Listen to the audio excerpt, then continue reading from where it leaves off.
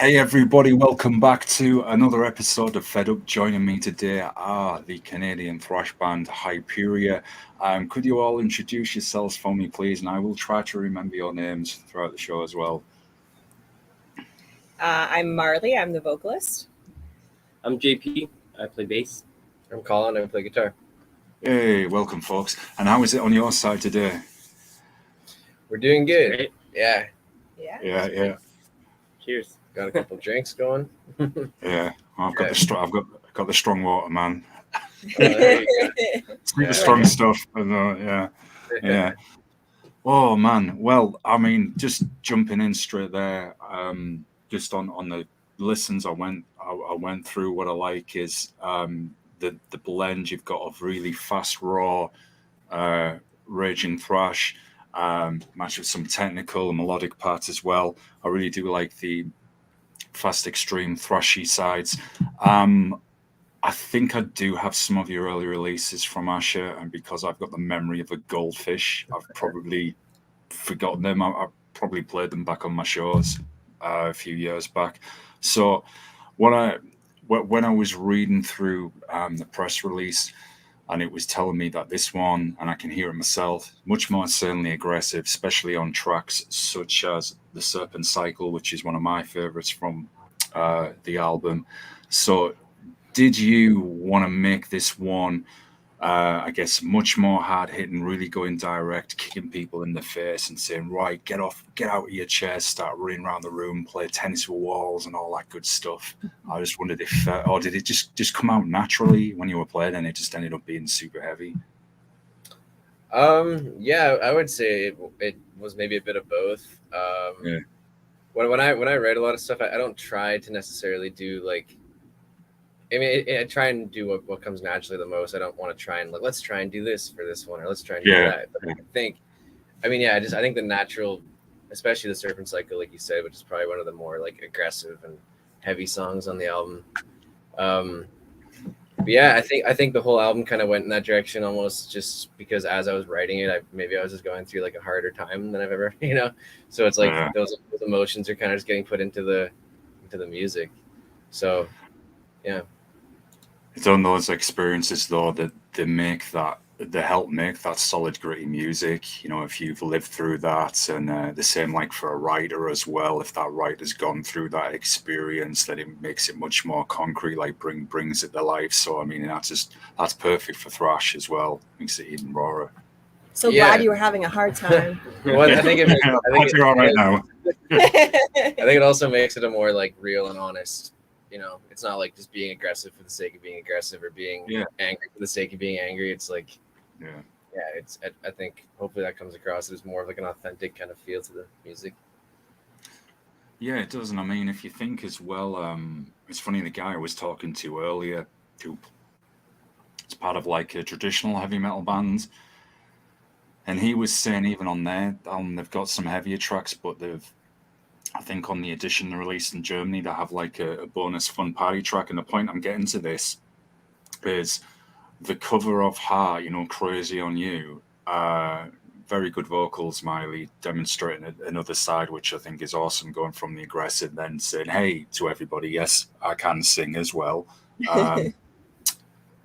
But it's a nice way to. It's still got that fun feel. It's still got like that party feel to it as well. And I thought that was something different that closed off the album as well. So I thought that showed another side to your music. And as you were saying, Colin, it's not just like, hey, I'm going to pose angry. I'm going to look at myself in the mirror and I'm fucking pissed off today.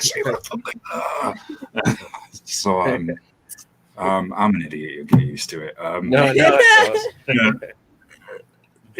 It's why I call the show Fed Up, because I'm always fed up about something, man. So I'm just like, come on, But that authentic kind of feel comes through, and I like how you've kept that rawness and intensity. You've got the clean production there, but you haven't gone like too polished, if that makes sense. I feel you've got the balance really, really nice, which makes it super, super good to listen to. Would be awesome to run around in a circle pit too as well. And I'll let you get a word in before I go off with another tangent. Actually, sorry about that. Just No. realized. All good. No worries. Yeah. Yeah, sorry, I cut you off there again. My bad. But what I noticed as well with the opening with Ego Trick. I'm a little bit burnt out today. Hey man, no worries. It's a long Yeah, day. yeah. It's man, I get that naturally hyper, and sometimes my mind races faster than my actual words. I feel that. That's me all the time. It's always convenient when it happens in the middle of an interview as well. Like, best times for that to happen. But yeah, it really does have that. I feel in the introduction, it grabs hold of you, really hits you hard. It sets the tone for the rest of the album. And I thought as well, the lyrics, when I was reading it, said it's responding how the ego gets way in finding out the truth. So I just wondered if that's reflection on any personal experiences now. Sometimes we have to humble ourselves, put our ego aside to essentially, I guess, look at what's in front of us, the truth, and say if it's from a difficult time, right? Why has this happened? How has this happened? And how am I going to come out of this into a better place? I just wondered if any of that was the background for the song. Yeah, you hit it right on the nail. I guess I grew up in a family that was not, I think a lot of people do grow up in a family where, people don't want to admit they're wrong. And I just feel personally, it holds people back. I'm a firm believer of just telling people the truth and just seeing what happens. Just how I do my life. It doesn't make me some people aren't a fan of me because sometimes I'm not brutally honest, but I will go out of my way if it's important to tell the truth. And it can be, you don't always get a good response, but I feel good at the end of the day. And I just feel like, and then also when people are arguing about something and then you Google it or something, and then they're mad that it's just like, well, why are we talking about this if you don't want to know the truth? If you want to just argue for the sake of arguing, or I don't know. Because half the time when I Google things, I'm wrong. And I'm like, oh, look at this. I was wrong. Yeah. And I have no problem admitting that afterwards. So that's basically what the song, there's a lot of different things that fed into that song throughout my life. But yeah, that's what it's about. But it's real world inspiration though. I can relate to that so well because you're definitely right. If you were directly speaking, and it doesn't mean that you're going to get in someone's face and go, no, whatever. Even if you're subtle about it, there's a lot of people don't like that. And I always think if you're a true friend to that person, you will tell them what you think. That's being true, but not what they want to hear, or just, oh no, I'm going to keep this to myself. Because what's the point? Even with family. Yeah. And I feel if you keep that inside of you, it's like an ugly feeling. I know I'm going to sound weird here, but I actually feel sick if I keep it in. I have to tell people and say, look, and then I feel better if it's off my chest. And it's not always what that person wants to hear, particularly say if they're in a troubling relationship and you can see it differently because they're in love with that person's. And so you've got more of an objective view and they don't want to hear it sometimes. And I'm like, well, I would rather hear that from you. I'd rather know than just everything, hey, it's going along and, that and you could also just go in with it being like, hey, I'm not always right, but this is how I'm observing things and this is how it's affecting me. And I feel like it might be affecting you. You let me know. I'm okay with being wrong. Let's just talk about this kind of thing. Yeah, that's right. And as the song's the title, Ego Trip, again, a lot of people can't put that ego aside to say, hey, I was wrong about this. With me, I'm like, hey, if I got it wrong, so what? I don't expect everyone to agree with me who comes on the show. It's absolutely no problem. It doesn't matter. Musically speaking, it can be, say if there's a genre you don't like and think, oh man, yeah, that totally sucks. And then someone will find a subgenre within that, or another band say, okay, well, then check these. I'll listen and say, actually, yeah, they're pretty good. And I say, okay, not all of it sucked. I'm right, there's stuff in there. But yeah, definitely good opener. Another good real world one as well. And then this was another personal favorite of mine as well that followed. Automatic Thrash Machine.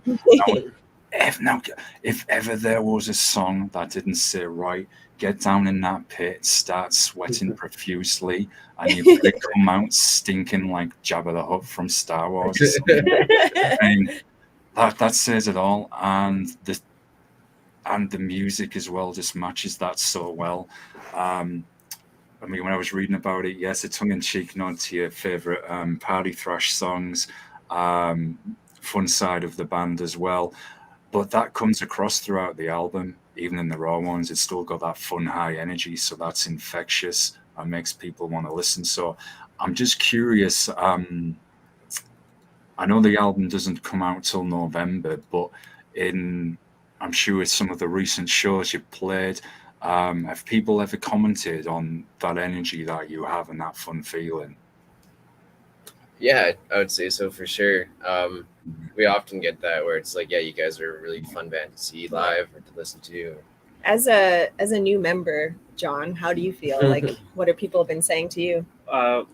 Well, the response has been exactly that for me. Like every show I've played with these guys so far, I've been talking to people after, and everyone seems super stoked, and that's just what they're saying. Like they love to get in there, you know, in the pit for those thrash bangers. Oh yeah. They just love, you know, it's pretty ripping. There's a lot of fast stuff and opportunities for headbanging, opportunities for moshing, and just pretty excited about it. Everyone seems to be on the same page, so yeah, we're so good. Yeah, that's a good thing. Yeah, I'd be worried if they were going away just like, oh man, not moving, because it's a type of thrash that definitely does hit you, and you've got to move around to it. You seriously have. When I used to DJ on Brutal Existence Radio, and I used to play lots of punk, hardcore, and thrash with death metal as well. And honestly, I'm not just saying this to ego stroke either. Ego trip. Yeah, there you go. Yeah. Hey, perfect. I mean, I could just change it if you want. Oh, I used to get so hyper hearing a band like yourself, especially if I'd get that submission or here's our new single or something, and I'd play it fresh, not listen, and then I'd shout at people after that song just why I hadn't kicked ass and telling them to get out of the chair. But anyway, enough on my random tangents for now. But yeah, I thought that was an excellent one. And just before we get into talking about Prophet of Deceit, man, I'm talking hip hop now. Prophet of Deceit. Yeah, when you're all, you know, coming up with the music and you've got the lyrical themes, do you all go back and forth on the ideas, share that input, say, look, we like this, we're going to take this out, or we're going to use this, and does that approach differ on each album and song? I would say it's always kind of been the same. I mean, and yeah, it's typically, I would say 95, even almost like 99% of the time, music is written before lyrics. And there are some things where like a lyric or kind of a phrase of lyric or like the syllables of a lyric will kind of like tweak the riff in a way to like kind of make it, you know, if it means like the kind of phrasing of the vocals will fit cooler over like a certain rhythm, for example. Go ahead. I was gonna say it's kind of like a weird way of writing. I have a weird writing style because I'll just write lyrics, like lots and lots of lyrics, and then see what songs fits best and how I can arrange them differently and stuff like that. And normally we do have more of the band have an input, but on this album, I feel like it was mostly Colin and I, and then our ex-guitar player. He wasn't actually on the album, but he did do one song, I think a couple Yeah, riffs. he helped write it. Of course, we're going to give him credit. But But yes, normally we would have the whole band kind of give their input, but we didn't was kind of like we were just writing it because we were finding new members. And that was the only difference this time around is that, typically for the last two albums, it was similar in the way where I would write the music but then the only difference is we'd jam it as a band for like months to kind of tweak it, maybe rearrange certain parts of the song, have people get their own input and stuff like that, which I love that personally. That's the way that I really enjoy doing it. But it was just the nature of this album. We had kind of deadlines to meet. We were going through a band lineup change, unfortunately. It would have been great with the lineup we have now if we could have spent a bit more time and like polish it and kind of got more, but there's always a next album for that. Yeah, the is, and it's still come out pretty killer. And it's always interesting when I talk with musicians from all genres about the writing creative process, because the answers they can be very surprising and different. Some people say, oh yeah, we write first, then we play. A lot of the time it's usually people play the music, but I have talked to some people who said, yeah, we just write. And then there was two guests who said they were like basically like lyric machines. They could just write and write and write nonstop. And I was like, man, that's a good problem to have, because I wish I had.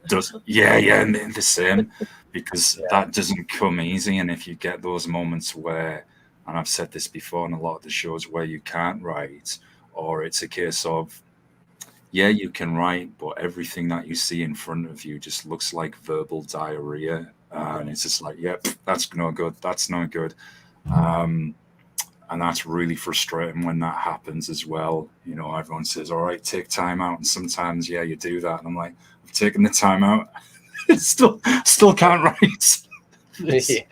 Yeah. I make sure to wake up. Sometimes I'll have a dream and I'll wake up and I'll just write it down, or like write the ideas down that I come up, or I'll just be thinking lying in bed. I'm like, that's such a good idea. And then I'll just write it down. Does that ever annoy you though? Sometimes where, can be those nights where you're literally wanting to rest, and then it's like 5 a.m. and you've got the idea in your head and you're like, if I don't write this down, it's going to go. And you think, it's okay, I'll get up in like 90 minutes. It'll still be there. I can't do that. I have to. I will forget it. So I have to. Like, it doesn't matter if it's 5 a.m. I have to push myself and put it in my phone. Yeah. Same. I remember when I was in college, and I had one part of the course was this like accountancy module we had to do, and I suck at maths, and I just thought, man, I hate this. And I remember pulling an all-nighter and doing all my work for it. One of my friends at the time said, come down and saw me. He's like, oh, you're still up, guys? I'm like, yeah. And he says, do you know what you're doing? I said, actually, yes, and I don't know how, but I know if I go to bed now, that's it. I will not be able to do this. So I just literally stayed up all night and then just went to college straight in the morning and handed it in.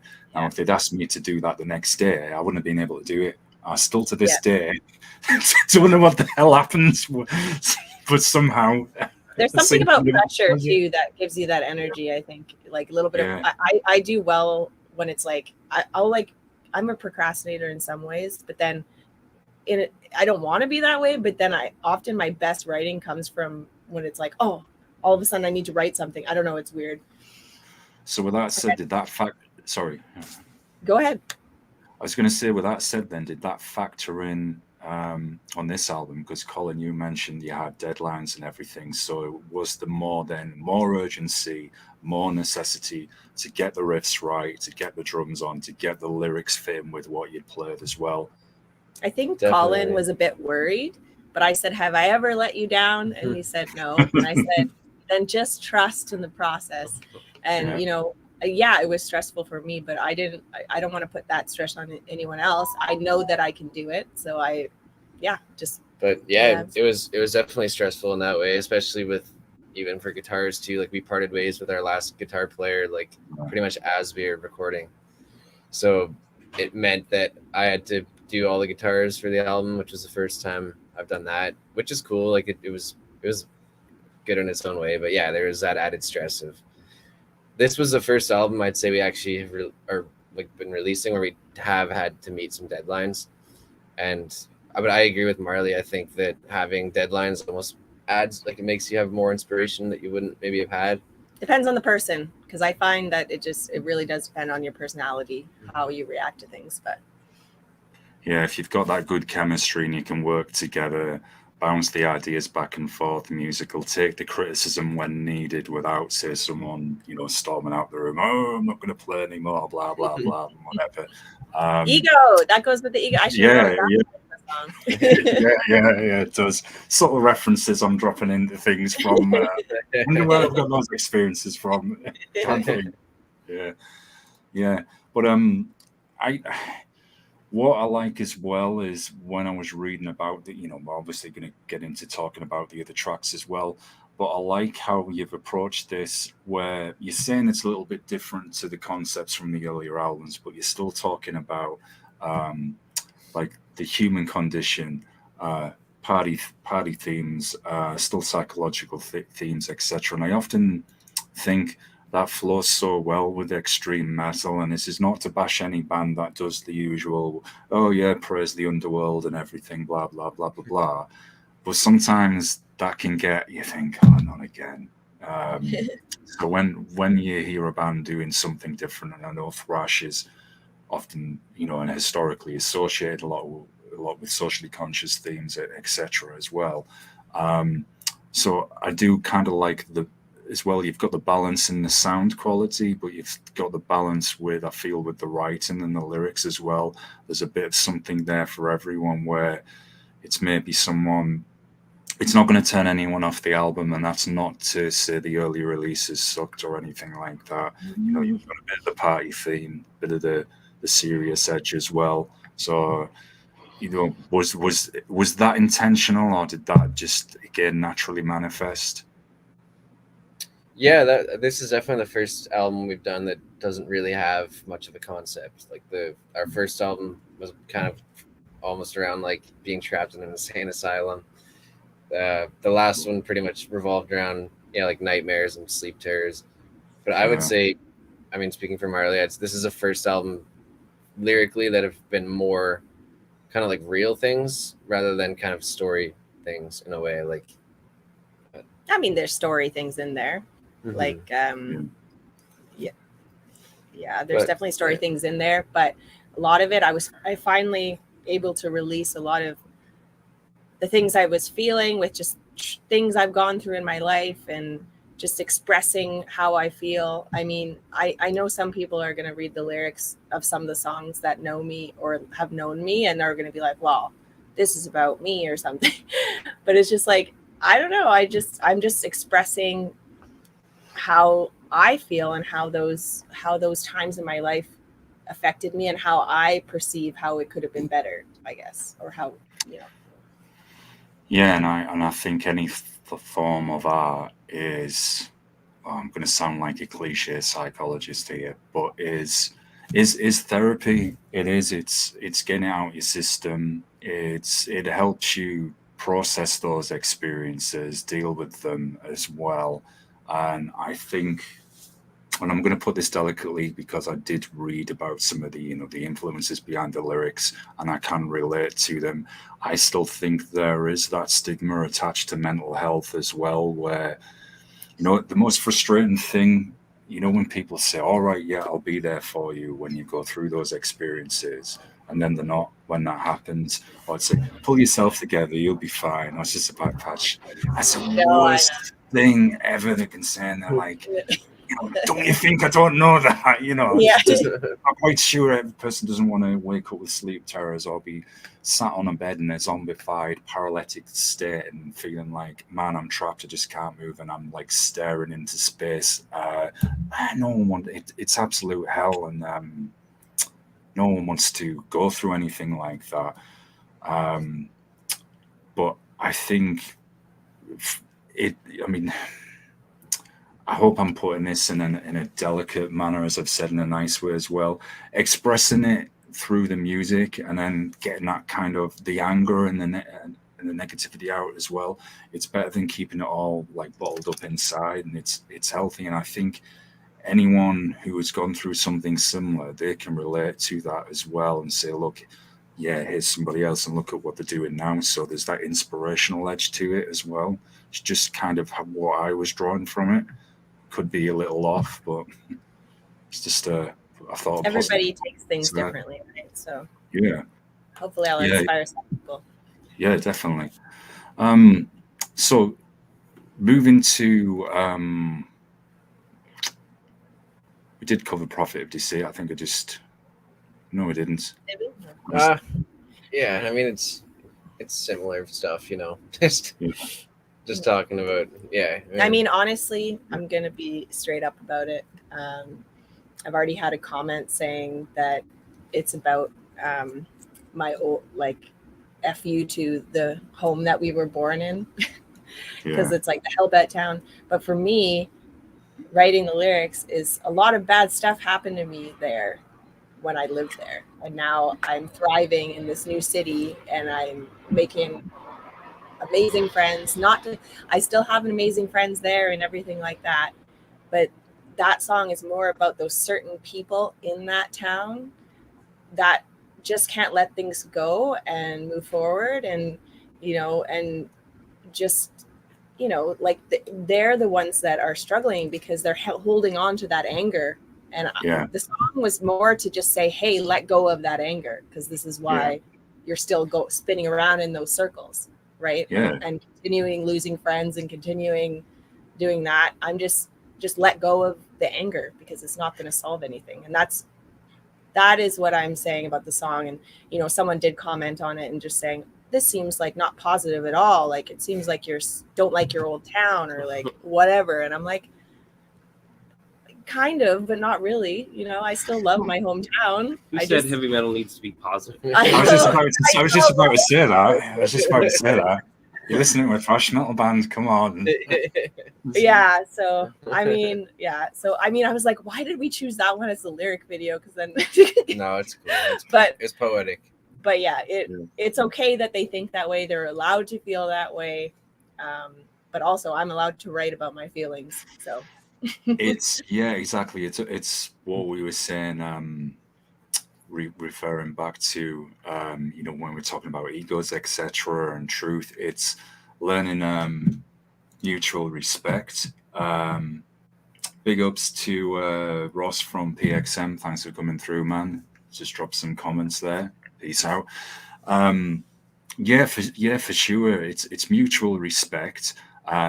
Those kind of people that get trapped in a vicious cycle, and they're the ones who hurt themselves because they're just like they never break free of it. As you said, I mean, man, it's thrash. If you want the raw and thrash, especially the raw aggressive side, yes, those socially conscious lyrics fit with the music so well.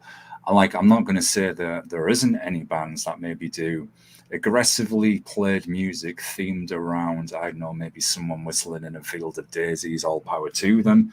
But that's not what I'm expecting when I'm listening to thrash. I'm like, come on, man. So I know maybe they want to go and, I'm not bashing like lots of metal, but maybe you guys aren't the band for them. Because how dare you sound too aggressive on a thrash album? Yeah, it was funny. I think it just hit them in the wrong spot, because it got real, Yeah. Well, it's ironic because that's just what it goes right along with the themes of the song that they're talking about. Just making a comment like that. Causing, like, you don't need to make the comment, that is what opens up the cage for drama to start, right? Exactly. I'm just expressing how I'm feeling. How dare you express yourself in your own music? Not allowed to do that.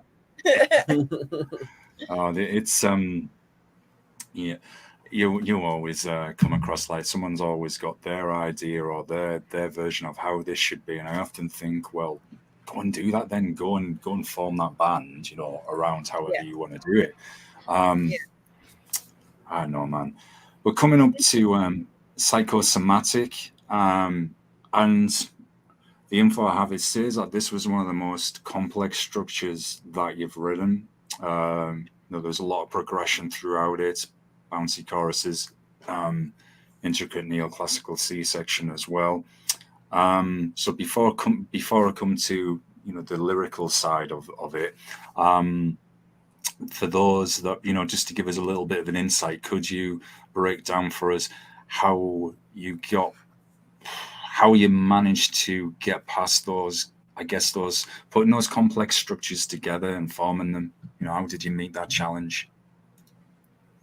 Yeah, that one, it had a few like variations of the song that eventually before it got finished, but I think I mean, my typical writing style is like I'll just jam stuff randomly on my guitar and record it acoustically on my phone, and then when I'm near a computer, I can actually go on and I'll like kind of record things into different recording sessions of like, you know, matching either keys or similar tempos or that kind of thing.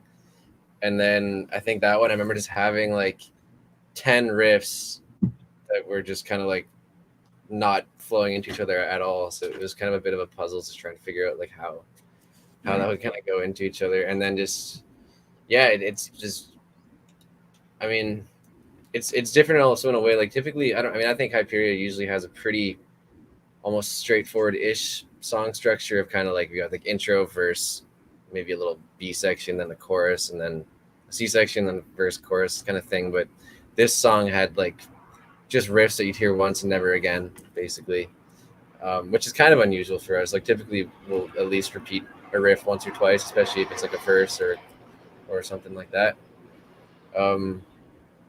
But I don't know. I mean, JP had to learn it. What do you think? Yeah, what do you that agree song with was one of the. I mean, all the songs were super fun for me. Kind of while we were talking about meeting deadlines and band lineup change and stuff. So the album was written when I, became part of the band and with deadlines and stuff. And often is the case with bass players. The goal is kind of to just get on board with the music and try to complement it and make everyone sound as good as possible and fit in there. So this song, I think there was a few things when we were recording it. We tried a few riffs, a few different ways. Colin had some ideas and I had some ideas, and we just I feel like it came together fairly naturally though. Once I had all the riffs down and everything, just kind of jammed through it the way that made sense to me. And then I think we tried a couple different things when we were recording it, and super fun one. Stoked to play it live. Yeah, I bet, no doubt. I just wondered as well, just before we get to the lyrics, and I've never asked this before to any thrash or death metal band or hardcore, come to think of it. It's just popped in my mind. So, if you go if you go to record one day and play music, and if you're in a bad mood and and you're really PISS off about something, does that really help the aggression come more, or does it it comes from a love of the passion of the music as well, and it can naturally come out? Just wondered if you could even play even more harsher if you're not in the best of moods on that day. Definitely, yeah. I would say both passion and aggression. Yeah. I made sure when everyone came to record that I made sure they were pissed off for sure. Which goes against me because my whole life goal is to just be the calm person, because I was never the calm person. They progressively get more and more mad. He's testing me. Like, oh no, that sucks. Do that again. That sucks. I thought I did pretty good. Hey, I thought I did pretty good riding the wave. Yeah. So what would be your favorite method of making sure they're pissed off? Then force them to watch some shitty ass TV series. He tells me I'm off key. Just how bad they are playing their instrument, normal stuff. Yeah. I think I'd excel in that. He's like, Marley, you've been practicing for how long and you're still suck. It definitely helps, but I think also on this album particularly, we were lucky to have like every musician's at like the top of their game, so they're all gonna get that performance no matter what mood they're in, I think. But yeah. I'm getting the image now in my mind of when you've got like football teams or hockey teams or any sports team, and the coach goes in at halftime and absolutely berates them, and it's just to get them all motivated to go out in the next quarter. I've just got this image exactly of you. Good Lord, you fucking shit! You need to get. I'm so happy you've seen that, because I don't think I've ever seen Colin angry like that. To be real with you. Yeah. Colin getting us pissed off for recording can't is picture like it. grabbing us an extra beer or something. Yeah. Yeah. We need a beer, sweetie. I can relate so well, man. Like I said, it's why I called it fed up, because I'm always fed up and I'm always pissed off. I mean, just ask Ross, who's watching us at the moment. I piss myself off. Sometimes I can walk past the mirror and I think, don't fucking like you, idiot. Don't we all do that though? Yeah. Just like, how dare you, my reflection, look back at me like that. But yeah, man, I can relate so well. That's why I think extreme music helps vent it all out, which is great, both to play and listen to.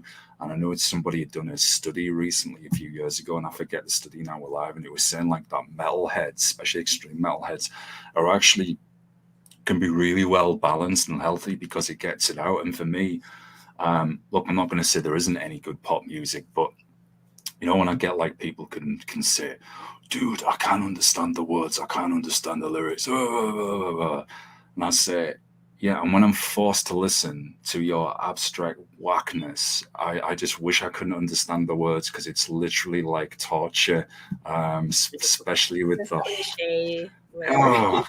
Yeah, it is something like He broke up with me again. yeah, and some coochie could have beat as well. No longer my friend.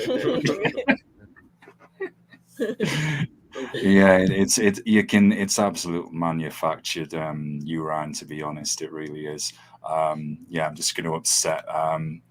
I've just realised, here's me saying, oh yeah, fed up's for all genres, and I've just potentially scared away one certain section of music. Oh well.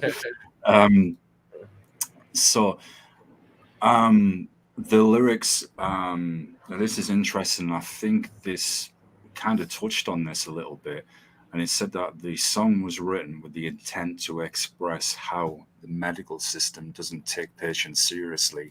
So does that tie into when I was mentioning, you know, mental health, how there's still a stigma, how sometimes I think people can be brushed aside, even from people we know that don't take it quite seriously. The same, I'd imagine, you know, when sometimes people are having therapy or talking to a psychologist, and I'm not saying all of the people in that profession, but sometimes you feel like, hey, no one's really taking me seriously here. No one's really listening to me. I feel like I'm wasting my time, or you're supposed to help me and I don't feel you're doing that. I wondered if any of that was the inspiration to it or something else. Yeah, I mean, medical system has failed me over and over personally. And I know a lot of friends that have had that. I went this is just to go on as an example, but I went 10 years with not being able to walk without physiotherapy. Wow. And they told me I didn't break my foot. They sent me to a bunch of different specialists. There's physiotherapy. They said it was a tendon problem. Years later, I go to Colin's grandma's doctor. I switched doctors, and they're like, did they ever do a CT scan on you? And I said, no. And I guess they did the CT scan, and I guess it was such a slight break that it missed it in the x-ray. And so a piece of bone had broken off and was sticking into my tendons, and then it healed. So I had Wow. this basically knife sticking into my tendons for 10 years. So I had to drop out of high school because of it. It was so bad, and didn't get to do my sports. I was playing rugby before. I was doing, lifting, running, and just totally destroyed me and my mental health, because no one believes you. And then for 10 years, you're going through stuff, and people are like, why don't you just go to school or do this? It's like, I can't even think straight, you know? And then eventually I forced myself to do those things, and regardless, and I did go to school, and I did, but honestly, like, I just feel like I took a lot of it out, even on Colin a little bit, because I was still, when I started seeing him, that's when I was going through that, and I was really angry, and didn't it's just not good. It's and if they would have just sent me to it's not like I didn't go to the doctor like 17,000 times trying to figure this out, and and then also the same doctor misdiagnosed my mom's brain tumor. It's just like, it's like, we call him Dr. Kant. If you're listening, Dr. Vant, you're actually Dr. Kant. Anyways, but yeah, so I'm pretty upset about that. But yeah, so that kind of went into the song, and I know a lot of people, especially women, were not taken seriously in the medical like, yeah. So.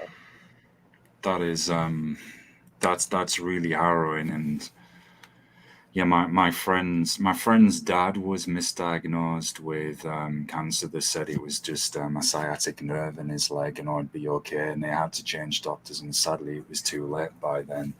And they always have, a lot of doctors as well can have that flippant attitude. Not all doctors, before a doctor contacts me. Not all. You can come across some that have that flipping attitude where it's okay, oh, you just rest, take 2 weeks off, it'll be fine. You go back another 2 weeks, oh, it'll be fine, don't worry. Oh, there's nothing showed up on the X-ray. Well, yeah, we need more than an X-ray, as you were saying.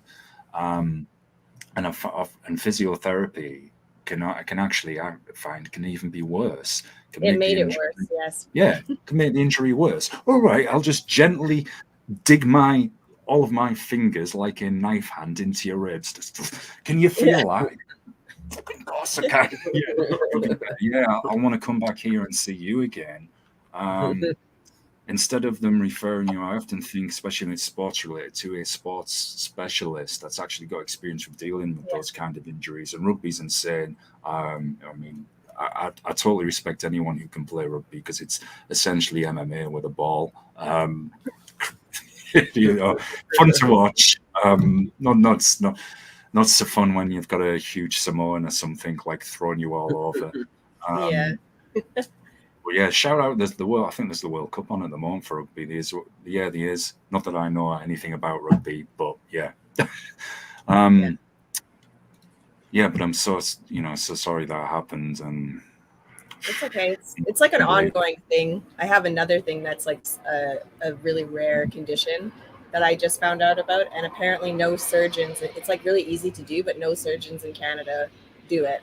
So I'm like, it's like that was another, like, it was just an outlet, I guess, to write that song. Yeah. But as I was saying, though, in one way, yeah, of course it sucks. At least it's getting it out there in some fashion, and it rather than those feelings being completely in there. Sadly, yeah, there's that condition is there, but at least there's something. The Serpents Cycle, the title track of the album. Now, I'm going to ask you another loaded question on this. It's obviously the title of the album, as I just said. I really love the artwork. It's got that kind of mysterious edge to it. Me being the nerd, there was a couple of things I noticed. At the top, a bit similar to kind of like Eye of Sauron from Lord of the Rings, the lettering as well. But then like the mist, what looks like possibly mountainous landscape maybe, and then kind of a serpent reptilian priestess, and looks like with serpents coiled. So yes, I know there's the death and life, rebirth, but also I know there'll be people will be going on the reptilian kind of conspiracy theory on that as well. But I obviously saw a bit of an Aztec Mayan kind of feel to it as well in there. So I thought it had that little bit of dark mystery to it. So I just wondered, how did you go back and forth with the artist, looking at the image and saying, yeah, this is where we want you to take this? Yeah, so honestly, the artist is one of my best friends. So it was easy to like, but I just told her, I didn't even like think of the Eye of Sauron. I just told her, hey, I want a person in here, maybe snake pit below. Then she can be the snaky person with an orb. I said exactly what you just described, basically, just because it was just an idea in my head, and she killed it. Like I didn't even we didn't have to do anything. She just knew exactly what we wanted. And I'm gonna give a shout out to Caitlin Delaplace. But anyways, she's an amazing artist, and she's just starting out, kind of doing album art. So I'm hoping to help her out, get more clients and stuff like that. So. Yeah, but I mean, there's definitely not any intentional undertones of reptilian Nope. Oh lords. I mean, Not at all. But I that's love cool. the I'm gonna start telling interpretation. people that. I had to ask as soon as I saw it. Yeah, I mean that's cool. I mean, take it as however you want, really. Yeah, Yeah. but and it is so you're saying like Aztec Mayan stuff. I mean, I think we wanted that kind of almost like a tribal-y feeling to be there, like some kind of like like jungle-y feel, which will also come across in the music video. We're hoping, and there was even parts of the song where we added little like it's very subtle stuff, but like little tribal drum hits on certain hand hits or even some like chant. I did the chanting. snake hisses at the beginning. So yeah, we definitely wanted to play into that theme, especially for that song since it was the title track.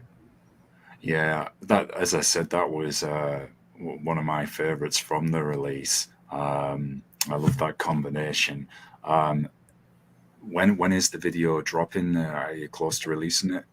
We haven't Not really quite. announced We have- anything. we have one more video coming next week for Automatic Thrash Machine. Nice. And then but yeah, we have a date for Serpent Cycle. It's in October sometime. We're actually starting to film it this weekend, so nothing's even been filmed at all. So we have the next 2 weekends booked for filming. So Yeah, it's awesome, man. It's a beautiful mosh track as well. Infectious chorus, it's got that catchiness to it, and I know this is one that you've been playing across a number of shows as well, particularly in the west of Canada. So how have the crowd reacted to it, and have they gone home in kind of walking towers of absolute sweat? This is I you. don't know. Yeah, it's gone lots of moshing and yelling and beers in the air, just exactly that's what we've been getting so far. So Crazy stalkers. Oh, God. I know. I'm just. Yeah, it is funny. I think originally we were planning on making the Serpent Cycle our first release with the lyric video, and then it was actually the new guy who's playing guitar for us, Which now. we're not going to say yet. I'm excited to announce it. But. Yeah, he heard the song and he was like, dude, there's no way this can't be like a big video. Like this has to be. And I agreed with him. I was so happy that he was saying that because I already told Colin, I was like, I want this to be the video. I have so many ideas. But it's funny to hear how that people seem to really think that is one of the strongest ones on the album. And even he was telling me, he's like, moving forward, like we need to write every song like this one. So you've got me already, man. There's something about it. I think it's because of the combinations with what you were describing, both how you've approached it musically, aesthetically as well. And man, you've got my nerd imagination going crazy. If you did a full album with that kind of intent, I'd be like, oh man, I think I'd be foaming at the mouth. And, and I can't wait to see the video too. And yeah, I mean, your new guitarist, we'll obviously keep out under wraps. It's definitely right. A video to support that would be absolutely great.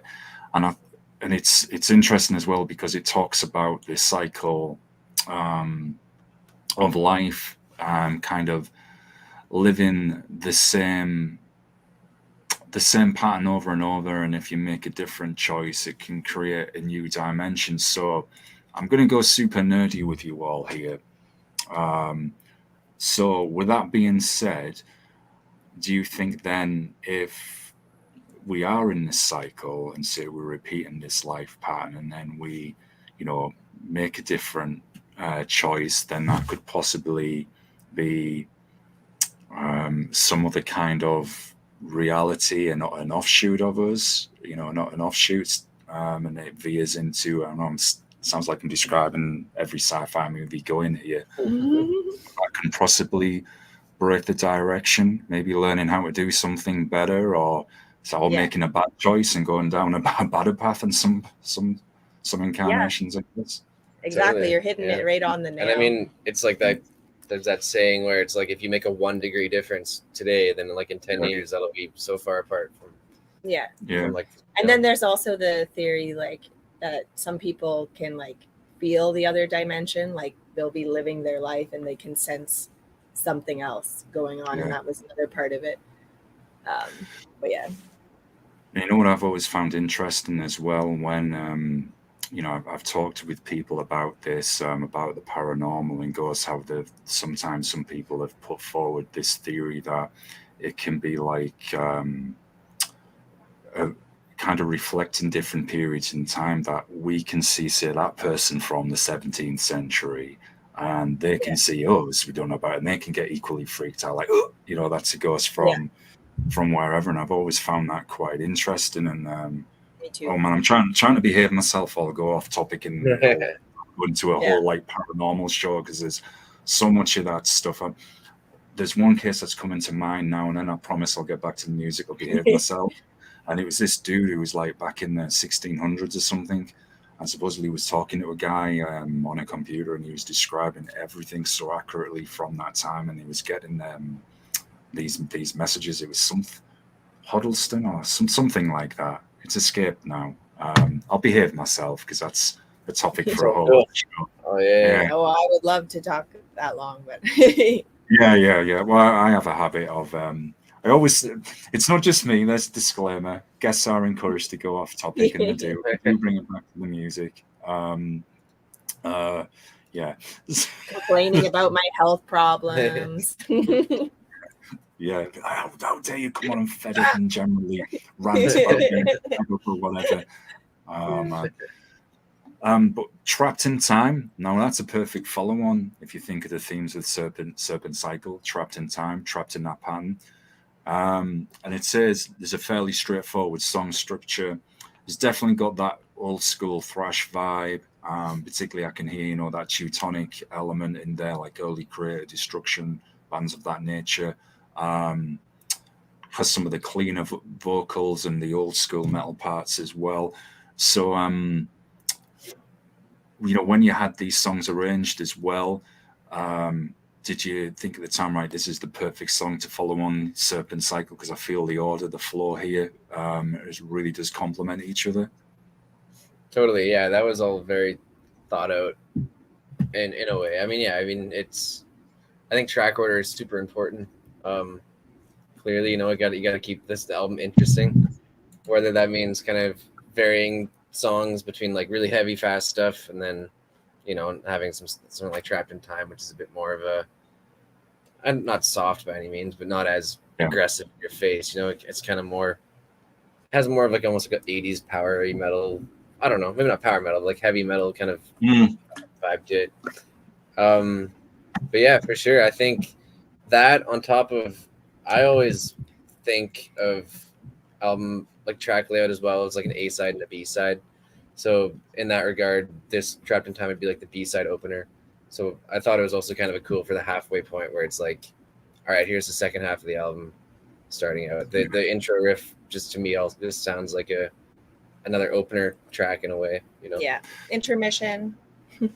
Then we It's get kind of a reset after the blistering previous track. Yeah, get your breath back. You're still with us. Perhaps I'm going to nerd again. Perhaps go upstairs and get that bullet belt out. Get the battle jacket on as well. Look at yourself in the mirror again. You know, say I've got the jacket on. I'm going to do this. Yeah, it's got all those feels to it for sure. There's a friend of mine who has a radio show called Audio Aggression, and he loves Saxon. He absolutely loves Saxon. And I've always been joking it within me for years, even when I used to DJ. And I'd shout at him, get that jacket on. Get in front. Put that jacket on. Get it on. All of this. And I'm sure there's like everybody else is like, yeah, these are the only two who find this funny. Everyone else is like, yeah, what's going on, man? But it that was the kind of imagery that was coming to mind when I heard that. And also looking at the lyrical theme as well. So the main character gets trapped in time trying to do their redo the life choices. And this is why I thought it was particularly interesting, because if you think of what we were discussing with the Serpents Cycle, the background with that song, and then you've got a kind of a similarish parallel here with a person who's trapped in that time, who's yet to make that choice to maybe go down that different path. So I thought that was really smartly arranged on the album to follow. Thank you. Yeah. No, you're very welcome. Yeah, nice one. Oh, wrong way. Yeah. Yeah. Oh, I'm getting attacked by a demon. More water. Oh man, trapped in time, trapped in my throat there. So, but this is interesting because the themes do correspond, and they do flow nicely, like into another chapter. As you said, that's kind of like starting the B side of the album. Well, Spirit Bandit again. You can kind of is like a follow-on from the previous two. You've got a nice classical melody, and this is interesting. When I was reading, it says this classical melody, it came from a random warm-up that you used to play, Colin. So could you tell us a little bit about that random warm-up and how you thought, man, yeah, I'm going to use this? Yeah, it was just kind of a thing that I was just like, messing around on the guitar one day, and then it evolved over time. It's got a similar shape. Like you're playing these kind of this minor run, and then it octaves up 2 times. So it's kind of like a way to kind of go up and down the neck a little bit. And then, it kind of just evolved into like to make it into an actual riff rather than just like a warm-up thing. So I think like that there's a little arpeggio run at the end that was added on for the riff that wasn't necessarily, I don't think, in the original warm-up I did. But it was just a little thing where it's like, just a way to kind of run up and down the neck. It was just, I don't know how it came up. It's just a little weird, like you put your hand on the guitar somewhere and you figure something out, and then you just it just becomes your kind of like natural thing. And then it's just always been there. And then it's happened before too. I can't remember off the top of my head. There's another song in one of our other albums that was a similar kind of thing. It was just like a random diddle that I just played and then eventually turned into a riff. But aren't some of the most greatest songs and ideas at times just come from something completely random? You could be on a subway train or whatever, and you hear that and go off in your head and think, right, I'm going to note this down, record it, and then go home, play it. Like again, it's getting back to, I hope I've remembered this correctly. We were talking about how things, how it comes naturally created and manifested. So that's pretty awesome, man. Just from doing that. What is interesting as well with Spirit Bandit, got tongue tied again. It says, Marley, it's the fastest vocals that you've ever written. So, were you super angry at that time? Thinking, right, I'm gonna run as fast as I can and get this out of there and not come up for air. A bit like my questions. I mean, probably. It's all kind of a blur. But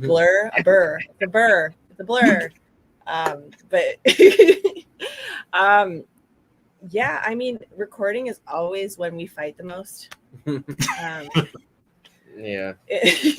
Well, there's always, with vocals, with any aspect of the song, but like vocals especially, it's like we have the luxury in a way where Marley has such a wide vocal range that we can be like, how is the vocal part going to be over this riff? Is it going to be kind of clean? Is it going to be pure screaming? Is it going to be like a thrashy, punky scream, or is it going to be a variation? And then after that, it's like, well, are we going to do like, on the quarter note beat? Are we going to like double time it? Are we going to half time it? It almost makes it harder. Little variations where it's like, what fits best over it? So I think, I have a feeling we actually started that one while we were doing the demos for it. It was like kind of almost like a halftime vocal feel, but it just didn't really fit the it didn't speed fit. We're always just trying to figure out what fits, right? Yeah, because it's such a fast verse. Like it's like, the drums are going like on a full thrash beat the entire time.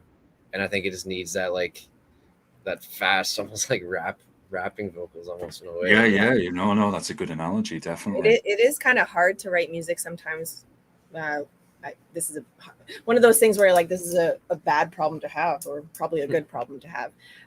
When you have so many different areas you can go towards, it makes it harder to find out, okay, what is going to work with this line, like, and you have to try everything, like every possibility. Yeah, it makes it harder than one.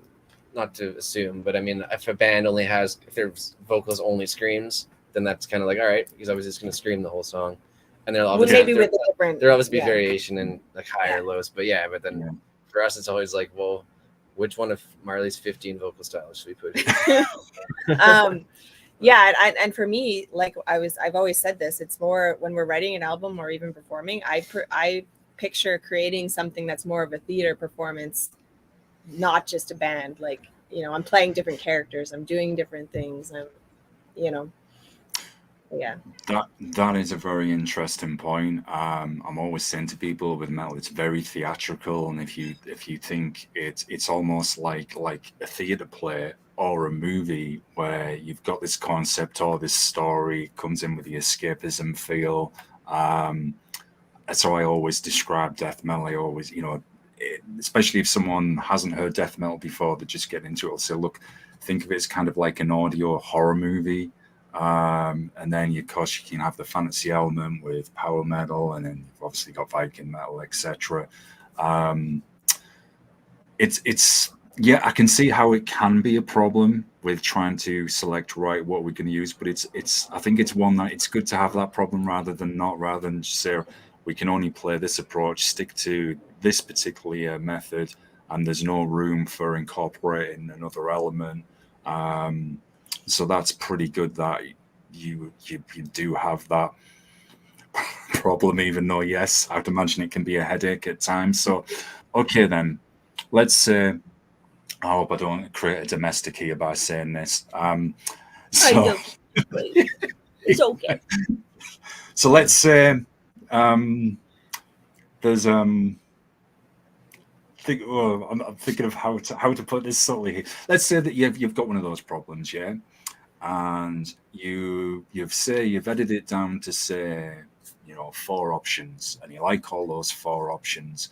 So then do you go to the other band members as well and say, right, we're all gonna vote on which one to use for this one that fits the best. We'll keep the others and maybe use them somewhere else. Did it work like that at all, or after you've maybe killed each other and got back to the piece, then it's like, I think a lot of times we end up agreeing on, like, in the end. Yeah, usually it's pretty like, clear. Between the two of us. It's pretty clear. Well, it just when we're doing demos, it's pretty clear where it's like, yeah, that.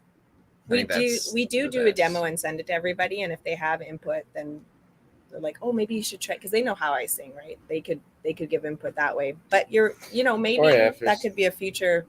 And if something idea we're on the fence about, it's kind of like, yeah, well, I don't know. What do you guys think? We're not really sure. This is rough. What do you guys think? And then if they're like, cool, then, you know. I got to get other people's input. I think normally you can tell when it sounds right, and you can tell when it sounds off. But there has been songs, remember, that we both hated. We're just like, why did I do it that way? Or like, well, maybe we should scrap this song, and then it ends up being one of our favorites after we show it to people and like. Yeah. So sometimes it's maybe having a different perspective, a fresh pair of eyes who maybe can hear something maybe that, you know, you guys aren't at that particular moment, and it's like, oh yeah, okay, that's cool. And then we'll go down this line, we'll incorporate it, and hey, then we've got a full song from it. So I was going to follow up with that. So what advice would you give to a band, say, that's in one of those moments, difficult periods, say, where you all aren't agreeing on a particular riff or a lyrical style or aesthetically, you know, anything like that? Is it then just trying to compromise? Again, as I said, looking for maybe somebody else's perspective, see if that's useful at all, or is it just a little sit back, have a sparring match and see who wins? That's what we'll go with. I don't know about a sparring match, but I think what we've kind of worked together for so long. We've been together for like 10 years, so we worked together for so long that we finally got a way that we can work that doesn't end up in like tears or my ego being bruised. But I would say when you're talking about, like, you know, disputing a problem or trying to figure out like what works, I think let everyone at least try it, at least record it. And then often, usually if you just let the person try it and see what it sounds like, then I don't know, like every time they're like, okay, yeah, maybe not. Or the other person will be like, actually, yeah, this is really good. So I feel like the way to get around that is to just give people a chance, let them try it out, because half the time it all comes around anyways where you all end up agreeing. Again, it goes on the ego. You got to let people try things, but also you got to realize, that maybe there's a certain direction the band, like he does most of the writing, right? So we do have he kind of does have a veto, but he also has to realize that, in a way. Yeah, right? in a way. Right. But I mean, that doesn't mean I'm like, if I'm always happy to take like feedback and criticism from every other member. And that's what I was saying, is that your part is that you let people try things and don't just shut it down right away. Yeah. Yeah, you got to hear it, or you won't, or you don't, or you don't. So. Yeah, that's right. That's right. But I think if the whole band shares a vision, I mean, usually, we've gone through so many lineups, obviously, unfortunately, but it's not what you think. It's no, but it's kind of like, people. We all love them still. You're usually on the same. Yeah, usually like you can just tell, like, is this work? Does this suit the song and the vibe that we're going for? Or is this just me wanting to put in like a cool guitar part? Like there's times where I've had to take out cool guitar parts just because it just doesn't fit the song. Yeah. It's literally just there for me to show off, and it's like it doesn't make sense. So it's like at the end of the day, you kind of just, it's not about what are the coolest riffs even or the coolest parts, but like what makes the song a song. Yeah, what will work the best, and how that will put you across in the best possible way to your audience as well. It's interesting that this song is about narcissism and about the havoc that they wreak wherever they go. And this has become, I've noticed recently from things I've been reading and watching, that this seems to be getting talked about a lot more, both male and female narcissists. You've got covert narcissists, where it's like this person can essentially, to people that aren't, say, living with that person, that everything looks so great, and then they're a completely different person behind closed doors. And then the victim of that narcissistic abuse speaks up and says, look, this is what happened. And even some family members say, oh, well, Dave, Jenny, or whoever isn't like that at all. So a loaded question again. Why did you all feel this was an important topic of inspiration for this particular song? And I respect if you don't want to talk about it from a personal point here. I just wondered if any of you have experienced that. If you don't want to get into that, I completely understand. But do you also think people are recognizing it now as well? Yeah. So triple loaded question. I think everybody's experienced it to some degree, those types of situations. And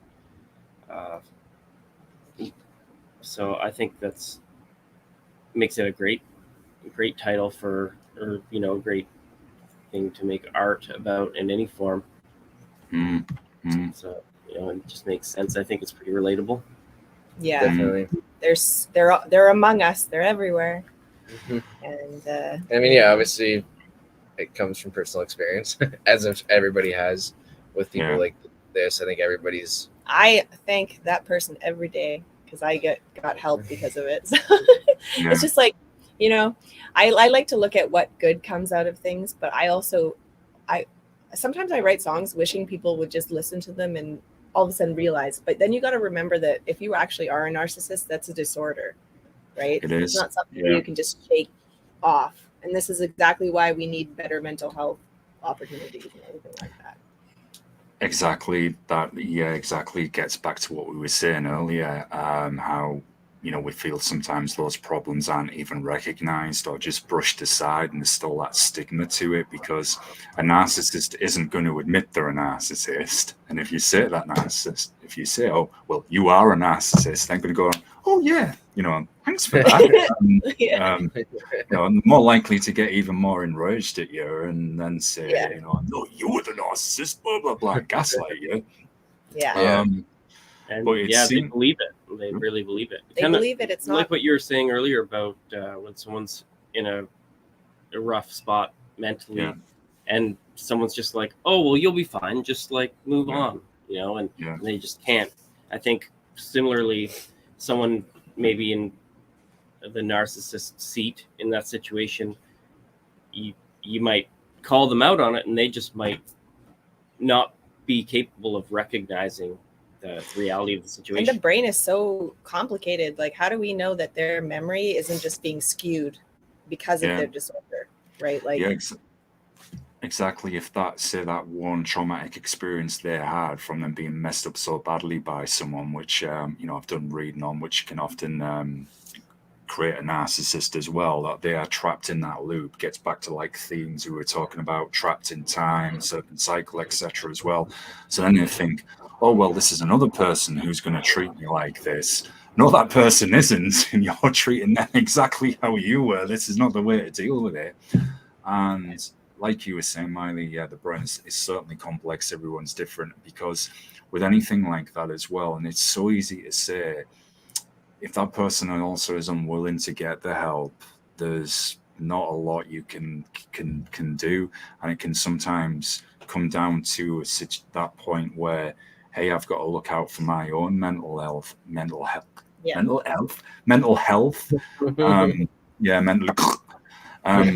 and think, how am I going to get away from this toxic energy, because it's dragging me down with them as well. And it seems to be just now it's popping up on everything. You're seeing lots of documentaries on TV about it, articles online, zines, newspapers, etc. So it seems, I guess, in one positive, at least in some way, it seems to be recognized. There's a long way to go. I was going to say, I think they paint it kind of too black and white sometimes in the articles. Like they do have the ability to change. It's just that it's a harder disorder because they can't see it, right? So it's very complicated. There's nothing worse if you've ever got a narcissistic boss, and like there's just this it's almost like this conveyor belt of different employees sometimes going through that particular office, not for good reasons, and you're trying your best just to, I'm going to keep my head down and just do my job while I'm here, keep away from this, I don't want to get involved in this at all. And it's always such a pleasant experience as well. So moving on to this is man, this was quite a blazer. Eye for an Eye. I mean, it even says it's one of the heaviest written. It's definitely got the mosh feels as well. Got that death metal riff in there. So, with that said, then I'm just wondering, how did you combine that style? Using the slower pace death metal riff there and putting in that thrash intensity. Did you think, man, this is just going to make this track even heavier by doing it? Yeah, I don't know if it was even that. This was a song that I've been on the fence about since I wrote it. It was kind of like, it's in a way that it's different, but I think at the end, that main riff, I just thought it was really cool and really had that really heavy kind of feel to it. It's also kind of a weird, like there's not really a chorus in the song, which makes it a bit different for us as well. And then it was almost like a backwards song in a way, where I think typically we'll have the song be fast and then we'll slow it down for like the middle section, whereas like this song was also almost the opposite, where it was like the whole song not slow by any means, but like mid-tempo kind of. And then when the middle section kicks in with JP kind of coming in with a fast bass line, and then it kind of just goes into like a really fast thrashy part, and then into the solo, and then back into like a slow thing. So it was like a backwards in that regard, I guess. But it's still, I mean, it's in my opinion still maybe one of my least favorite. I don't know if I should say that, but he's honest, man. Where it's like, but I don't know. I mean, it's like one of those songs where people other people liked it, and yeah, what do I know? Maybe people will like it more.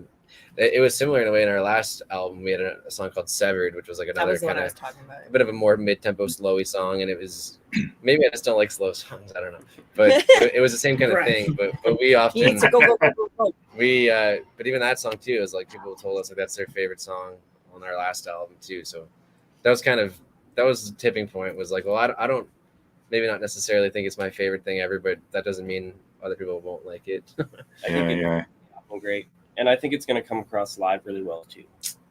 Yeah, I think it's cool. I'm excited to play it, and it's good to break up the pacing of a fast album with a little bit of a slower song too. Yeah, because at least somebody in the band likes it as well. Yeah, JP really likes it. It's a great opportunity for some head banging. Gotta love that. Yeah, and it brings in a different elements. And it's funny as we were mentioning ghosts earlier as well, and it says that the antagonist of this story is being haunted by the ghost that they killed, and the ghost is seeking revenge. So that could kind of go with that slower feel of something haunting from the shadows, menacingly approaching. You don't quite see it, but it's lingering. It was just the visual impact it had on me when I heard it. Nerding again, I know. So Binge and Surge, this is definitely the party one. So it's certainly hyper song about drinking and thrashing. So were you intoxicated when you wrote and played that one? We're intoxicated when we write and play every. We actually decided that we have to practice drunk so that we can perform drunk. So we practice drunk so we can perform drunk and have no problem. That's why we drink. Authenticity, isn't it? But also, we're not.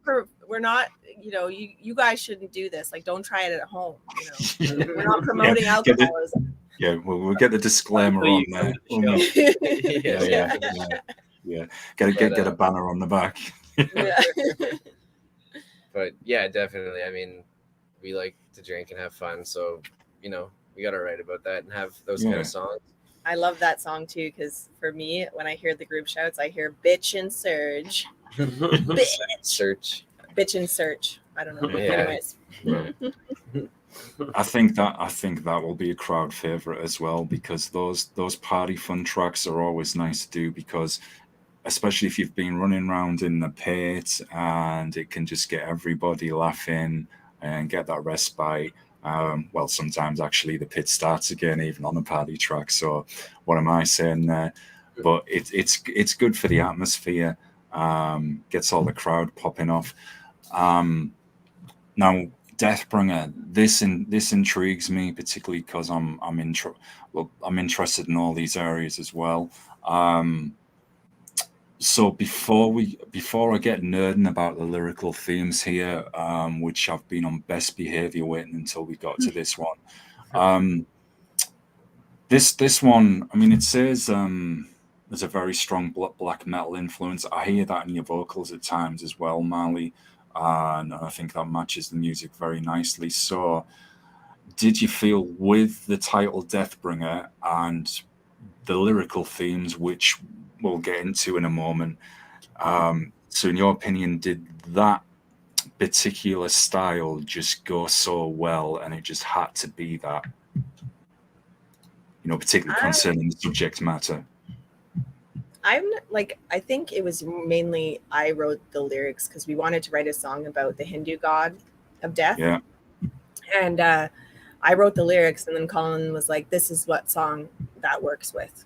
To be honest, to be frank, it wasn't anything crazy. Right. And then, funny enough, we were having problems like picking a title for the song. And at first it was like She Who Is Death. And then I'm probably going to get arrested for copyright, but I try to connect with his stepdaughter a lot. She's 10. And I've been reading the same books that she's reading so that we can talk about it and stuff. It's not really my thing, the books that she's reading, but I mean, don't listen to that. Marley, I do like it. It's just, Her name is also Marley, so but Little Mar. But yeah, I started reading her books, and one of the dragons in her books was named Deathbringer, and I was like, that would be perfect for the song. Yeah. Like, she is like the goddess of death, the bringer of death, and so that's kind of Little Mar inspired me for that. Yeah, I thought that's a really fascinating story, different to what I was thinking, but still equally as cool. But yeah, as soon as I read it, it was about, you know, Kali, who's known as the Great Destroyer, and I thought, man, this is absolutely fantastic. I thought, I'm all over this, and I thought, I'm gonna have to behave myself until we get to that point in the conversation, because I always like to do deep dives in, you know, all the music and what goes behind it all. And I've been sighing, just thinking, behave, because anything like that on an album as well, that always captures a thought process. Is very interesting. So, just an open question to you all about this. What do you find interesting about Kali, and does it also tie in with the title track, The Serpents Cycle, like how she's the bringer of death, which then essentially can lead to rebirth, the rebirth of a new world, like the the Mayan prophecy, etc. as well. So I just wondered if that what you find interesting about her as well. Yeah, I mean, to be honest, Colin is the one, because he used to be a yoga instructor and just really into like the Hindu religion and stuff. Oh, so awesome, man. He's been wanting to like write a song like this, so I had to do a ton of research just to kind of understand exactly what it was about more. I didn't want to just write a song not knowing, you know. Yeah. So I did research, and I saw like I read the story, and yeah, that definitely was more inspirational. But I would pass this on to Colin, since this is it was his main idea, right? Yeah, I don't know. I always thought, I was always really interested in Kali and Shiva. That both Kali and Shiva stuck out whenever I kind of learned about that, just because I don't know, it has that cool, it's, you know, it's a darker side of like impermanence and destruction, but not even necessarily in a bad way. Like even if you look into Kali, she's not evil. She's kind of like she's almost more of a you know, destroyer of, in a metaphorical way, or like, you know, it's like destroyer of ego, destroyer of who you know, but like, yeah, she's not inherently evil. Yeah, it's more of like just destroying the stuff that isn't good for, you know, that you shouldn't have anymore, or like getting rid of, destroying parts of yourself that you don't like, or parts of that kind of stuff, I guess. But yeah, she always stuck out as like a cool kind of figure in a way. Just even with things like, you know, impermanence and things, the nature of life is things will change, things die, things are destroyed every second, really. So it's like, it's not really a negative thing in a way. It's more just, the circle of life, which wasn't actually intentional in my opinion. It wasn't intentional for the album, like with the Serpents Cycle. Yeah. It just, I guess just happened. It happened. Yeah, I was gonna say, I feel like a lot of our things just end up tying in somehow, but it's probably just what we're going through in life and just what we're interested in at the time. And I just happened to be watching this show that was talking about, you know, the concept of rebirth and how you just live your life over and over and over again until there's a change. But yeah. Yeah, it's I mean, I always find those areas fascinating as well, and like how people try and find that balance, I guess, like destroying the badness within them, or bad experience. I'm going to try and get to a center ground, and like we've been saying throughout the conversation, sometimes it's just when things can naturally be created. Obviously, timing comes into that. I'm going to sound so cliche here, but happening at the right time as well. I know the album. Oh, sorry, there's another song before I get to that. I did mention this very early. Crazy on You, the cover of Heart. Now this is a good one because anybody like who would say, "Oh no, she's just screaming, she can't sing." Well, I mean, listen to this one. It's got that nice kind of hard rock approach as well. So, was this just another kind of fun track, but something you just wanted to include as well? Maybe a band you always wanted to cover? Yeah, for sure. I think I would much rather like cover a non-metal song than a metal song. Yeah. Have some fun it's cool. There's way more to be done with non-metal songs where you can make them more metal or make them more into your style rather than if we were to cover like Metallica or Megadeth song. So yeah, I think this song, I can't remember when exactly. I just remember hearing it, I think, on the radio, and I was like, we were in the car. Yeah, it was driving home or driving somewhere, and I just thought it'd be really cool to have that main riff, even that, it just has that metal feel to it. Yeah. And yeah, I mean, I have a list of random songs that I think would be cool to cover, and none of them are really metal. It's always just kind of like things, like we covered ABBA on the last album. Some people liked it, some people didn't, but it's fine with us because we loved it. I think it's just fun. It's way more fun than doing a metal song that's going to pretty much sound almost the same in a way. There's the earlier guest today, Daniel from Tomb of Giants from Germany. We were talking about cover songs, etc., and covering even pop songs, and he was saying how you can cover a non-metal song and it might not sound heavy in this sense, but it still sounds kind of metal. And I said, yeah, well, it's like improving the pop song for me. It's improving that. You could take a pop song and someone could say, oh, that's not very good. And then, I mean, there's lots of YouTube guitarists who do this as well, and they'll cover a song, and then, man, this just sounds so much better being played as metal. Yes, folks, the show is open to all genres. I know I'm kind of showing my metal bias here, but don't worry, it's still open to other genres. But yeah, it just kind of gives it this something. I guess there's no other way to put it than this cliche phrase. It just gives it that oomph, and again, that fun vibe come to it. And you've still got to have fun when you're creating and playing this music, and people don't like that song or whatever. Well, people just want you to be miserable always. Yeah, it's just saying that. I'll get that. I'm fed up one time. The show is called Fed Up. You weren't complaining today. Right, you smiled. I mean, I probably smile way too much for people. I just can't help it. Yeah. Hey, there's nothing wrong with it. It's like, when you get sometimes those metal photos and they've all got like their arms folded, like they should get this a lot back home. I'm like, you can smile, you don't have to be eternally miserable. It is okay to smile. It's not going to mean the music isn't any less heavy. You don't have to, let's stand outside we'll go into a city, we'll stand under a bridge. Come on. This all the time. Just been to the gym. Yeah. Oh, yeah.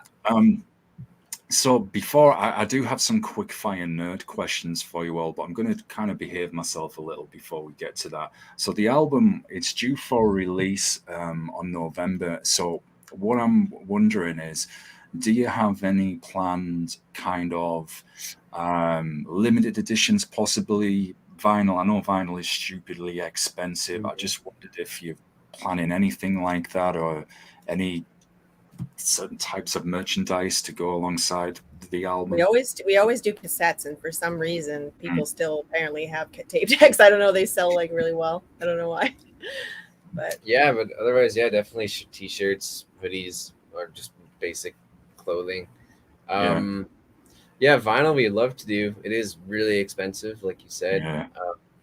We have like a quote for it to get done. It might be a later release, maybe not exactly, in November, maybe sometime in the early. Unfortunately, we have to go off our own finances and some, But otherwise, we're trying to think of cool merch items. Like we were even considering, doing a hot sauce. Our drummer has like a bunch of hot peppers that he grew. So And it's like grown in BC. It'd be really cool if we could make like our own hot sauce that's like fresh. That's a plan, is to do some Deathbringer hot sauce maybe, and then I still like the old album. I have this idea that I want to do a spearmint gum called experiment 77. I think we should just do it, even though it's the last album. Yeah, we have lots of ideas. It's just a matter of, doing it and what can we make money off? What's not going to skip? Yeah. Well, you could have your Cali death sauce with say Hyperia beer. So drink the beer to cool down. Your throat's literally on fire. So here you go. Even little Cali figurine or something. We did the beer thing for our first song. We made some Hyperia. Hyperia. Oh, nice. Nice. But yeah, that's definitely possible too. I mean, I would love to do another beer run. Yeah, it's that did really well. Yeah, I'm not surprised. It kind of goes with Thrash as well, which is awesome stuff. So I've got to ask you some couple of quick nerd fire questions as well. And when I was reading about you both, and it said the band was started in 2018 after returning from a 13-month honeymoon in Europe and Asia. So I'm just curious, where's some of the places you visited, but particularly in Asia as well, Colin, especially now learning that you used to be a yoga instructor and then interested in, Hindu gods, etc. as well. So I'm just curious, did you visit India or anywhere in South Asia? We didn't get to India, unfortunately. We went to Nepal, and then nice. We went to other places, like went to Indonesia, Japan, Thailand, Cambodia, Taiwan. Oh man. Yeah, we really wanted to India, but I think it was just the time we were going. It was going to be like so 50 hot. degrees or something, and we're like, no thanks. So, yeah, one day for sure, we'd love to go there. I think. Yeah. No, I want to. Yeah. Apparently, who was telling us about the festival that in India? There was someone. I gotta. Yeah, I mean, playing there would be even cooler. Yeah, I think it'd be so cool to go to a festival there. India's had a growing metal scene for a long time, which people don't realize. And hey, they've got some actual killer thrash bands out there as well. The same even in China, they have a very small metal scene. And I was only saying this the other day to another guest. It's funny, wherever you go in the world, even in some of these really remote countries, there will be some form of metal there. There's always someone who's playing one particular style. It might just be literally that's the only guy or girl playing it there. But it always fascinates me how you could go anywhere on earth and there'll always be someone who is creating some form of metal. And man, Japan and Thailand, as you can probably tell in the background, man, that's one of my dream places I've always wanted to visit. I watch so many samurai movies as well, loads of Asian action movies. But there's that famous, I think there's a famous temple in Japan. Oh God, now I forget the name. But I've always wanted to go there as well. So man, that is absolutely fascinating, awesome stuff. Cool. And I read as well, Colin. I'm a huge movie nerd, so as soon as I read this, I thought, man, I've got to ask you. Your main job outside of the band is sound design and composing for TV series and films. Dude, outside of music, my next passion is movies and film. Absolutely love them, which so many amounts.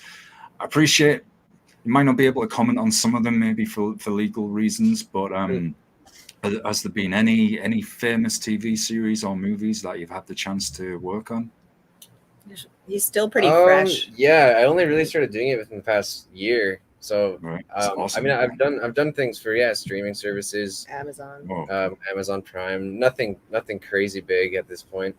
I mean, it sucks right now. I don't know what you know, but there's a really big strike happening. Yeah. So it's been affecting pretty much everybody here. JP also works in film here, so it's kind of everything's kind of been at a bit of a standstill, unfortunately. Out of work right now. But you got to do what you got to do, and then always keep your finger dipped in there for when things. Yeah, it'll come back. Yeah. But Isn't Vancouver where they shot a lot of the like superhero shows, The Flash, Arrow, and all of those? Yeah. I think were filmed up there, weren't they? Yeah, Yeah, that's exactly. right. Yeah. Yeah, he knows people that worked on those kind of things. Like But you. Oh man, I know tons of people that worked on yeah, the Flash, even in particular. Tons of everything. Yeah. Yeah, There's a lot of meetings with people from the sets there. yeah. oh man, that There's is a lot here. For that sure. is so that yeah, that is absolutely so awesome, man. Could nerd with you all day on that, but I'll behave myself really well. Yeah. Another time. Yeah, definitely. You know, man, that's one of the most favorite off-topic areas that always comes up on the shows. If I don't mention it, somebody always starts chatting about movies or TV series, especially in metal, I've noticed. It seems to cross over a lot. There's so many metalheads in film as well. And that's it. Someone mentions it, I'm more aware. And then, like, we'll talk about your band for a moment in a minute. It's like 20 minutes later. You know, it's like, I often think there'll be some fans sat there raging, like, this dude just talks about with bands. I mean, Well, it's funny because recently throughout the summer, most of my work has been doing like kids' for TV shows. Nickelodeon. Like Nickelodeon, Teleteen. So it's pretty funny. But that over the summer, at least, those were the only things not being affected by the strike. So Yeah. it's kind of You got a new like another one too. Mm-hmm. But it's all kid shows right now. But it's at least it's something, I suppose. But, Yeah. Hopefully, I mean, we're seeing it with even the movie releases at the theater, even over this side of the pond. Now there's not so many. I think the most recent big one was Equalizer 3. Expendables 4, I know, is due sometime next. No, it's later. No, it's later this month. I think in the next week or so. And other than that, it's pretty sparse. yeah, And it's all because of the strikes, you know, that are going on at the moment. And I'm like, man, this sucks, you know. And the person that's at the top already said that he doesn't care and that he is going to keep going until people are homeless. So, so yeah, it sounds like a really nice guy, eh? yeah. Yeah, you could write an album about him. Yeah, I know, right? A narcissist running the film industry. Yeah. Not Mickey Mouse either, as some people may think. Well, yeah, to a point. I was reading this thing that a lot of narcissists, well, more sociopaths are surgeons because they don't have those feelings and they can just like work with under pressure with no attachment at all. So that's why they're so good at what they do. So maybe that's why they're high up there. Yeah, that's reassuring, isn't it? Yeah, it's like it could open your brain. Don't worry, I'm really good at what I do. I hope you don't take a dislike to me. I may come out with this talking a little bit differently, or even able to talk. Man, yeah, there's another song to write about psychological horror there, and man. It's endless. So with that said, whilst we're still on movies, I'm not going to behave myself on this one. I've got to ask them, what would be some of your favorite movies and TV series? And do you see that correlation as well with metal? How there's so many metalheads in movies too? You go first. Let's nerd. Yeah, let's do it. I'll take it first. I mean, I've worked in film for a long time, but I don't even really watch movies or TV shows. I'm really out of the loop when it comes to kind of stuff. We're bad then because we were hoping that you were going to spill our secret, but we barely watch TV and movies too because we don't have time. No, I mean we do. Well, we do in a way, yeah. But let's answer it nicely. It's all right. Answer how you want, man. There's definitely movies that are great. I mean, as depends if I'm like watching it as a. It's funny because these days when I watch movies, sometimes I'll like completely miss. I'll like just space out for 10 minutes, like just thinking about sound design or like, you know, and then oftentimes I'll just be like, wait, what's happening again? So it's funny, like these days I watch movies, I'm almost just like, oh, that's cool, you know, like for Dune, for example, like the first Dune movie that came out, like that was some of the best sound work I've ever heard in a movie. Agreed. But I would say of like all-time film favorites, like I don't know, like Pirates of the Caribbean was always up there. Yeah, good soundtrack. Yeah, great soundtrack. But yeah, like Marley said, we don't really watch a whole lot, and especially I've realized like when I have watched more since working because I'm studying in a way, and like we're kind of trying to see what the current trends are. But oftentimes when you're staring at a computer for like 10 hours working on a film, the last thing you want to do is go and watch another movie.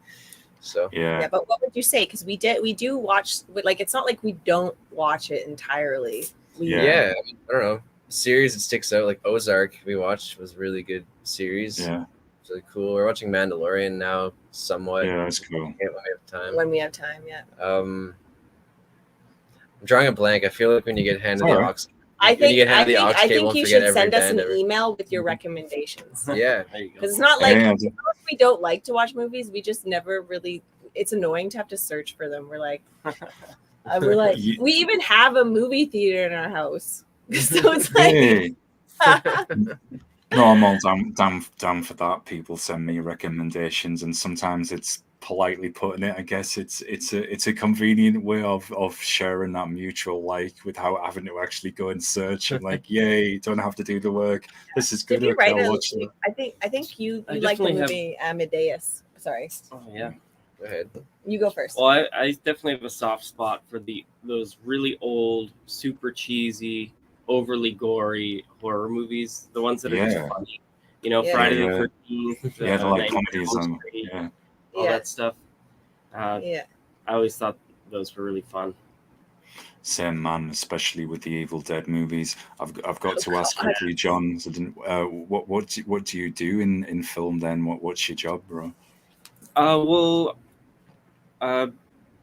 It's kind of complicated, but I work for a company that provides VFX equipment. So nice. I'm very rarely on set. We've got a couple of warehouses, and I've got a crew, and we just kind of supply stuff for grips. Basically, awesome. We have got loads of fabric, green screens and blackout, light tools, bounce, all that kind of stuff. And they tell us what they need to accomplish, and we figure it out and make it happen. Yeah, and I don't work in film, but I often do little inserts and call-ins stuff. Yeah, should do voice acting and background voices. I had to pretend I was dying. I had to pretend I was dying for one of his films, which I forgot we had someone over, and I started like screaming like crazy, like I'm dying, and they were like really worried about me. So I was like, yes, I did it again.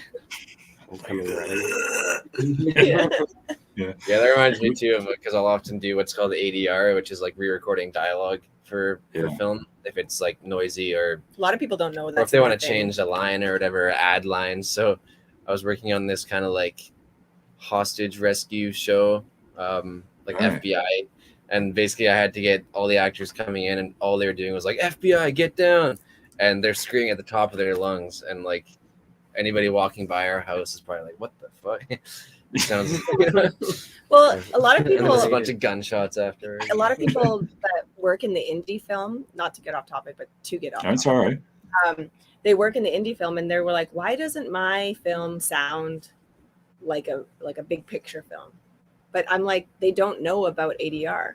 Like ADR is where you come in, like basically Colin told me that Lord of the Rings is all ADR, like none of the dialogue is on set. So they come and then they record it and do it they'll have a screen in front of them, and they'll see themselves on the video, and they'll mouth the words of what they're saying afterwards. So that's the difference, I think, is well, everything like we basically nothing gets used from set for sound. Like even every single thing that moves on screen we're replacing in post, like whether it's a car door being shut, a house door, car engine, birds, backgrounds, obviously footsteps, all that kind of stuff is 100% done in post. So and a lot of indie films it's not, so that's the difference, if in case anyone wants to.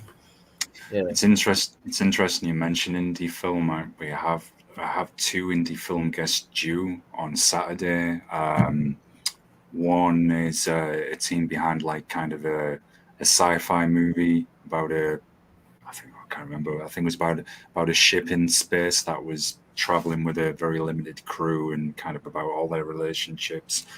And then got the director who's due on for an indie film called The Last Deal. It's been getting some really good press. It's a action crime thriller, so It'd be interesting to hear what they have to say all about it.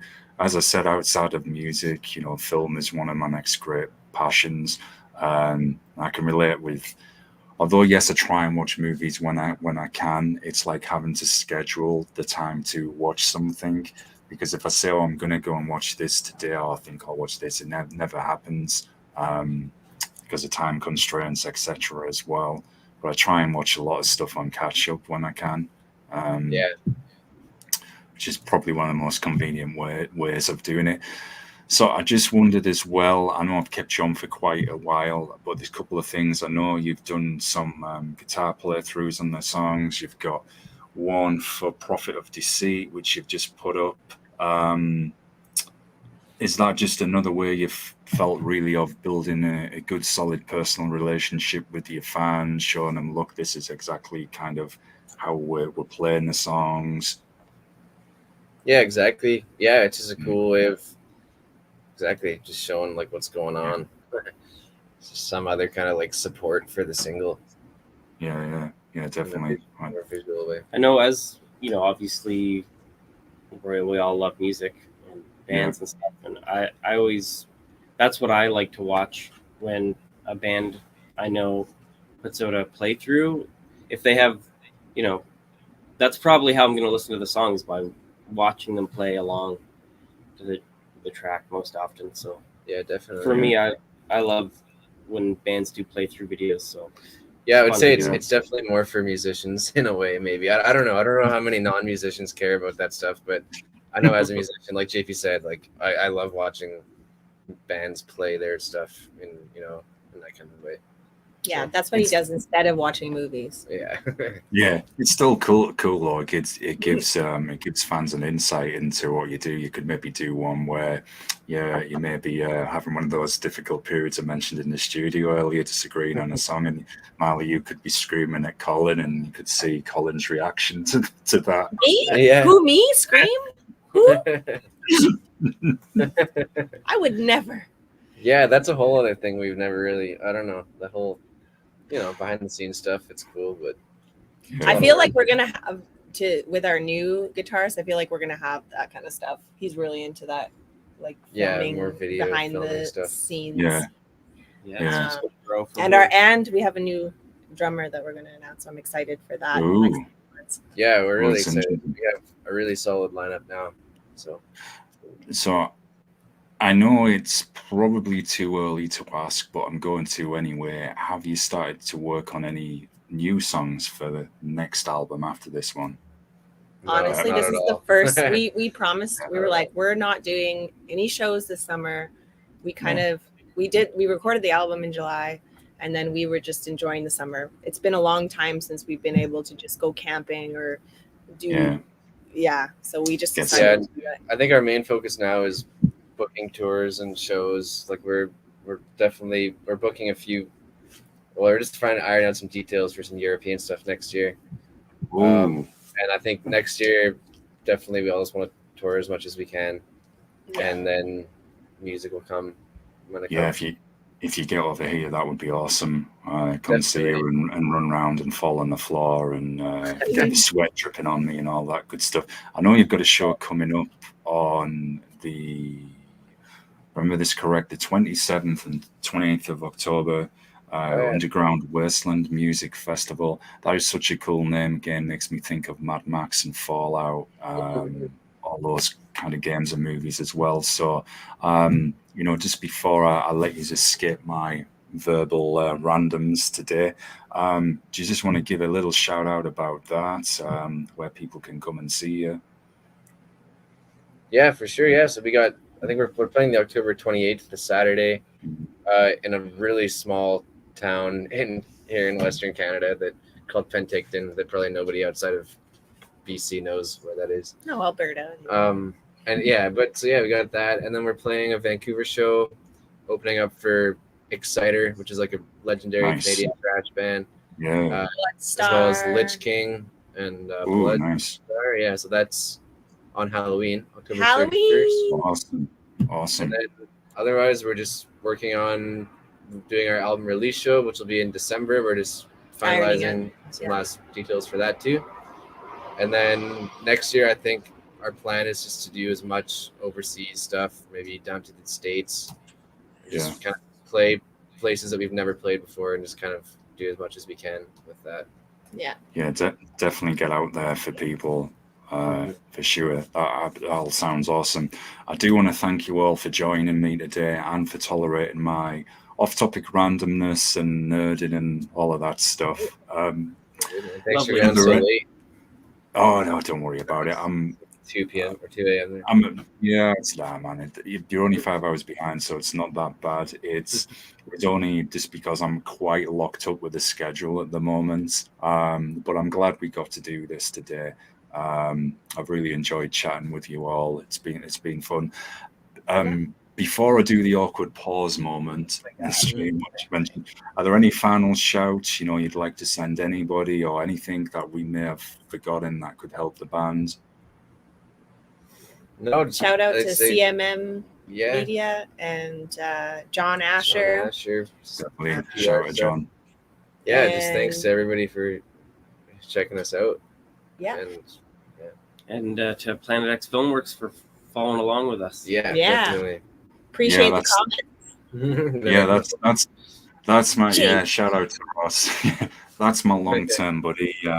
He runs he comes on, he co-hosts this show with me sometimes, and we do a film show together as well. And he used to be an underground hip-hop MC in Boston. He's in San Diego now. But yeah, he's a real good dude, and lover of me. I was a backup singer when I was like 17. I toured as a backup singer for a rapper. Who was it? His name was Fresh IE, but he's like not that. Yeah, you wouldn't know him, I don't think. Right. I remember there was not Fresh anymore. I don't know if they're still active. Now, isn't Mad Child originally from Canada? Yeah, I think so. Yeah. He does his own thing, I think so. Yeah. Yeah. And there was another crew. I used to talk to these guys years ago, and don't even know if they're still active. They were an narco hip hop crew called Tester Logic. I don't know whereabouts they are in Canada now, but they were cool dudes. They came over to the UK, got to see them and meet them, and that was really cool. Anyway, I'm going to behave myself. I'll start off naming other Canadian hip hop scenes. Silver Tongue, he was a good one. He was a good one from Canada as well. Don't know if he's still active. But I'm going to behave now. So, folks,